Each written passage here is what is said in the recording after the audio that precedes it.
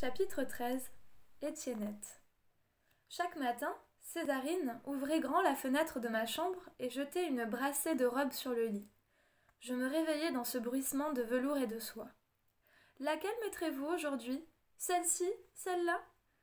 Elles étaient si belles que souvent je n'arrivais pas à choisir et je disais « Je préfère remettre la blanche et bleue du premier jour. Je l'aime bien. » Césarine me coiffait, me parfumait. Je ne suis pas coquette, mais j'attendais qu'elle parte pour aller chercher le petit miroir au fond de mon sac. La première fois, je ne me suis pas reconnue et j'ai éclaté de rire. Elle m'avait torsadé de chaque côté de la tête, deux boucles bien arrondies, et je ressemblais à une marmite avec ses poignets. À la cuisine, la reine Alphonsine ne ménageait pas sa peine. Elle épluchait, plumait, hachait, courait d'un fourneau à l'autre. Elle voulait que chaque repas soit une fête, et chaque repas l'était. Un jour, on apportait dans un immense plat ovale un paon paré de toutes ses plumes. Le lendemain, on tapissait la table de mousse pour y servir la fricassée de champignons. Les hommes buvaient du vin et moi de l'eau parfumée aux pétales de menthe ou de verveine. Au bout d'une semaine, je suis parvenue à tutoyer la reine et à lui dire maman. Avec le roi Nestor, j'ai eu plus de mal. Pourtant, il prenait soin de moi, comme le meilleur des pères. Il m'a appris à monter à cheval, à galoper. Nous partions des matinées entières sur les chemins. Ah, Grégoire, si tu m'avais vu. Et il lançait à tous ceux que nous rencontrions. C'est ma fille, votre princesse, vous la reconnaissez? Si on la reconnaît, répondaient les gens. Il se découvrait et m'adressait des sourires radieux. Quelquefois, dans les couloirs du château, il m'arrivait de croiser Étiennette, mais je ne parvenais pas à trouver son regard. Elle allait toujours tristement, tête basse, vêtue de sombre, et elle semblait m'éviter. Je voyais son œil que la blessure avait fermé, et j'avais envie de la remercier de s'être battue pour moi, d'avoir eu ce courage. Mais l'instant d'après, je me disais « Anna, tu deviens folle, tu ne connais pas cette femme, et elle n'a rien fait pour toi, de quoi veux-tu la remercier ?» Les choses ont commencé à se brouiller dans ma tête. Il est difficile d'être appelée Alizée plus de 20 fois par jour sans le devenir un peu. Je vivais dans le mensonge, bien sûr, mais c'était un mensonge très doux, auquel tout le monde croyait éperdument. Un mensonge qui comblait chacun de bonheur. Que faire? Parfois, j'en voulais à Blanche d'avoir si bien raconté. Je repensais à Étiennette me consolant des cauchemars, à ses petites tartes, à Louis-tu dans la clairière, à mon image dans l'eau glacée du puits. Et il me semblait, oui, je sais que c'est effrayant, mais il me semblait me souvenir. J'en avais le vertige, et pour lui échapper, je me grondais. « Anna, tu n'es pas Alizée. Comment pourrais-tu te regarder dans le miroir, sinon ?» Rappelle-toi le marché aux oiseaux, rappelle-toi Oda, ta petite sœur. Tu ne l'as pas rêvé, cela, quand même. L'automne a passé, et les premières neiges sont venues. Plus que quelques mois, soupirait le roi Nestor, et nous fêterons ton 15e anniversaire. Sois prudente, mon adorée. Je t'en supplie. Dehors, il y a de la glace sur le sol, et tu pourrais t'y voir. Les soldats n'arrivent pas à la briser assez vite. Je voudrais que tu ne sortes plus du tout. Ne crains rien, mon père, lui disais-je. Je ne suis plus une petite fille, je ferai attention, je ne sortirai pas. Afin que je m'ennuie moins, il a invité au château des artistes venus de tout le royaume. Des musiciens, des acrobates, des illusionnistes, des comédiens avec leurs masques. Je me demande bien pourquoi ils en mettaient d'ailleurs. Ils jouaient le soir dans la grande salle où l'on faisait brûler un immense feu de bois. Nous dédions cette représentation à la princesse Alizée, annonçait-il souvent avant de commencer. Je les remerciais en inclinant la tête comme le veut l'usage. J'ai laissé passer les jours et les semaines en essayant de ne plus réfléchir. Attendons le printemps, me disais-je. À quoi bon reprendre ma route dans la neige et le froid? Et puis, qui sait, peut-être que d'ici là, une jeune fille qui me ressemble s'avancera à son tour sur la grande place du village et fera éclater la vérité. Alizée, où pouvait-elle bien être? Je pensais souvent à elle. Qui d'autre que moi aurait pu le faire? Mais le printemps est arrivé, le roi Nestor a ordonné qu'on commence les préparatifs pour mon anniversaire et Alizée n'était toujours pas revenue. Chaque jour nouveau rendait son retour plus improbable, et l'inquiétude me gagnait. Que se passerait-il si elle ne revenait jamais? Est-ce que je devrais m'enfuir la nuit comme une voleuse, sans seulement dire merci? Est-ce que je devrais abandonner à leur détresse mon père et ma mère et tous ces gens qui m'aimaient? Est-ce que je pourrais imaginer de rester ici toujours? Je n'en finissais plus de me poser ces questions sans réponse. Et puis est venue cette fameuse nuit, la veille de mon anniversaire. Je ne trouvais pas le sommeil et je me suis levée pour aller boire. Dans la cuisine silencieuse, Étiennette se tenait assise devant le four. « Vous n'êtes pas couchée, Étiennette ?»« Non, voyez, j'ai mis des petites tartes au four pour demain. Je les placerai à côté des grandes, ça vous faisait rire quand vous étiez enfant. » J'ai tiré une chaise et je me suis assise auprès d'elle. « Je voulais vous remercier de m'avoir défendue contre Bramser. Vous avez été très courageuse. » Elle a simplement hoché la tête. « Pourquoi êtes-vous si malheureuse, Étiennette? Ce qui est arrivé n'est pas votre faute. Personne ne vous en a voulu. Et je suis revenue, n'est-ce pas ?» Il y a eu un long silence, puis elle a commencé à pleurer doucement. « Qu'avez-vous, Étiennette? Pourquoi pleurez-vous » Elle se taisait toujours. J'ai soulevé son visage aplati vers moi. Les deux pommettes toutes rondes semblaient posées sur les joues comme deux prunes. Son regard était d'une incroyable douceur. « Étiennette, dites-moi. »« Je pleure parce que vous n'êtes pas Alizée, a-t-elle gémi. J'aimerais tant que vous le soyez, mais vous ne l'êtes pas. Alizée a une blessure à la main, une brûlure profonde, et vous n'en avez pas. » Une brûlure? Mais comment se fait-il? Je veux dire, pourquoi mes parents n'ont-ils rien remarqué? Je suis la seule à le savoir, Anna. Vous vous appelez Anna, je crois. J'en ai eu le frisson. Je n'avais plus entendu mon nom depuis des mois. Racontez-moi, s'il vous plaît, il faut que je sache. Elle a entrouvert la porte du four pour voir où en étaient les petites tartes, puis elle a commencé à parler, sans pouvoir retenir ses larmes. Je sais que Blanche vous a raconté l'histoire, mais elle ne sait pas tout. Dans la clairière, Alizée et moi avions allumé un feu.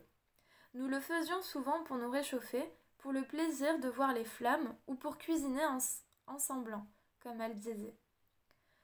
Quand Bramser est apparu près du puits, j'ai cru devenir folle de terreur. On aurait dit le diable. J'ai pris Alizée par le bras et nous avons couru. Bramser nous a rejointes près du feu. C'est là que nous nous sommes battus. J'en rêve toutes les nuits. La petite s'accrochait à moi de toutes ses forces, avec ses bras, ses jambes, ses ongles. Moi, je la tenais serrée et je recevais les coups de Bramser. Puis, il a essayé de me l'arracher. Mais il n'y avait rien à faire. Elle était comme collée. Il aurait fallu nous emporter toutes les deux. Alors, il en a eu assez et il a pris une braise dans le feu, à pleine main. Je le reverrai toujours. Ça sentait la corne roussie. Il a mis la braise ardente sur le dos de ma main, sur le dos de la main d'Alizée. Elle a hurlé et lâché prise. Mais il a continué à presser la braise sur la main et il m'a crié en ricanant. « Comme ça, tu la reconnaîtras mieux dans ces temps. » Puis il l'a emportée sous son bras. Ils ont disparu dans les taillis. Du sang coulait de mon œil, mais je n'en sentais rien. J'aurais voulu mourir. Je me suis quand même relevée et j'ai couru jusqu'au château pour donner l'alerte. Ils ont lancé des chasseurs à ces trousses, mais ça n'a servi à rien. Alors a commencé ma longue nuit. Depuis ce jour, je ne sais plus rire, ni chanter, ni dormir. Je ne pense qu'à elle. Quand on a annoncé votre arrivée à l'automne, je tremblais tant que mes jambes ne me portaient plus. Je suis allée à la chambre où on vous a baigné. Depuis la porte entr'ouverte, j'ai vu votre main et j'ai su aussitôt que vous n'étiez pas Alizée. Et pourtant, vous lui ressemblez. Dieu que vous lui ressemblez. Je comprends qu'on s'y trompe. J'étais la seule avec vous, bien sûr, à savoir qui vous étiez, ou plutôt qui vous n'étiez pas. Mais je n'ai jamais eu la force de le dire. Le roi et la reine étaient si follement heureux, je ne voulais pas les désespérer une seconde fois. Vous me comprenez, n'est-ce pas? Oh, comme je la comprenais. Nous étions toutes deux dans la même solitude, toutes deux prisonnières du même terrible secret. J'ai posé mon front contre le sien et mêlé mes larmes aux siennes. Nous sommes restés longtemps ainsi, tête contre tête, puis elle s'est redressée lentement. « Pardonnez-moi, je ne voudrais pas laisser brûler les petites tartes. » Elle les a sorties du four, toutes dorées. Ensuite, elle a ôté son tablier. Comme elle était petite, elle dépassait à peine la table de la cuisine. Voilà, allons nous coucher maintenant. La journée sera longue demain et nous aurons besoin de toutes nos forces. Vous avez raison. Bonne nuit, Étiennette. Bonne nuit, Anna. Mais nous n'arrivions pas à nous séparer. Je suis allée à la fenêtre, la nuit était claire et tranquille. Étiennette ? Oui ? Je voudrais voir la clairière, le puits, l'endroit où vous avez fait le feu. Elle a tressailli. Maintenant ? Oui, maintenant. Après tout, Alizée devait vous être enlevée 7 ans, et les 7 années s'achèvent aujourd'hui.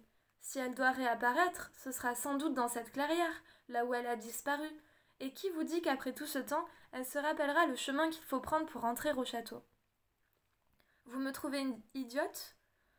Étiennette m'a souri pour la première fois. Oui, je vous trouve idiote, mais je veux bien y aller. J'ai couru jusqu'à ma chambre pour enfiler ma robe blanche et bleue. J'ai jeté sur mes épaules un manteau de laine, puis, sans savoir au juste pourquoi, j'ai emporté mon sac et ma couverture. Étiennette m'attendait à la porte, tout encapuchonnée de noir. Ne fais pas de bruit, les gardes ont le sommeil léger. Nous nous sommes glissés sans encombre hors du château et nous avons marché à pas vifs en direction de la forêt. Notre escapade était pure folie, et nous le savions toutes les deux, mais en voyant les nuages aux formes étranges qui voyageaient dans le ciel, les oiseaux de nuit immobiles qui nous regardaient passer, en entendant les feuilles des arbres cliqueter dans la brise, nous avons su qu'il y avait dans cette nuit-là quelque chose de magique. Nos 2 corps se sont emballés. Anna, a murmuré Étiennette en pressant ma main, la forêt n'est plus très loin, tu n'as pas peur ? Je n'avais pas peur. Nous sommes entrés au milieu des arbres, la pleine lune les éclairait d'une lumière blanche irréelle. Nous l'avons vue ensemble, je crois, une silhouette menue qui s'avançait au bout du chemin, dont les cheveux flottaient au vent. Étiennette s'est immobilisée. J'ai fait de même, et nous avons attendu le souffle coupé. La suite n'est plus qu'un rêve, car la jeune fille qui venait droit vers nous, dans une robe sale, cette jeune fille, Tomek, c'était moi. Comment le dire autrement ? Elle ne me ressemblait pas, c'était moi. Un peu moins brune peut-être, et un peu plus grande aussi. Étiennette a lâché ma main et s'est élancée à sa rencontre. « Alizée, ma pauvre petite !»« Étiennette !» a crié la jeune fille. Elle a couru aussi et s'est agenouillée pour recevoir la servante dans ses bras ouverts. Dès lors, je n'existais plus pour ces deux-là. « Où étais-tu pendant tout ce temps ?» pleurait Étiennette. « Je ne sais pas, » répondait Alizée. « C'est comme si je m'étais évanouie. Je me suis réveillée tout à l'heure près de notre feu. Il est éteint, tu sais. » « Ne t'en fais pas, nous le rallumerons. »« Oh non, je n'aime plus le feu. » Sur le dos de sa main gauche, la peau était fine, toute fripée, presque transparente. « Papa et maman doivent s'inquiéter. Nous sommes partis longtemps. »« Oui, trop longtemps.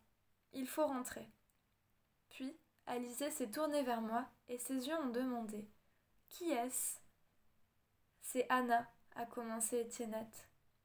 Elle... Je ne lui ai pas laissé le temps d'en dire davantage. « Pardonne-moi, Alizée. J'ai pris ta place sans le vouloir, mais je m'en vais maintenant.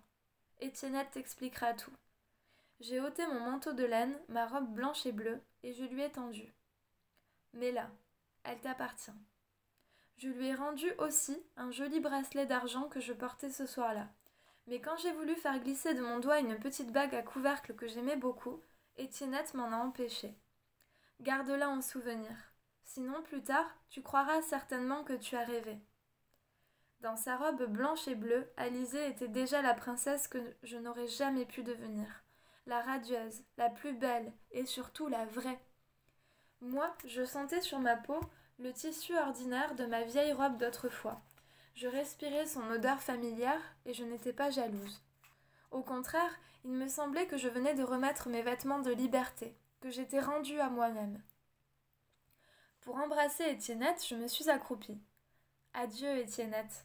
Nous sommes devenus amis, trop tard. Pour devenir amis, il n'est jamais trop tard, a-t-elle souri. Où vas-tu aller maintenant?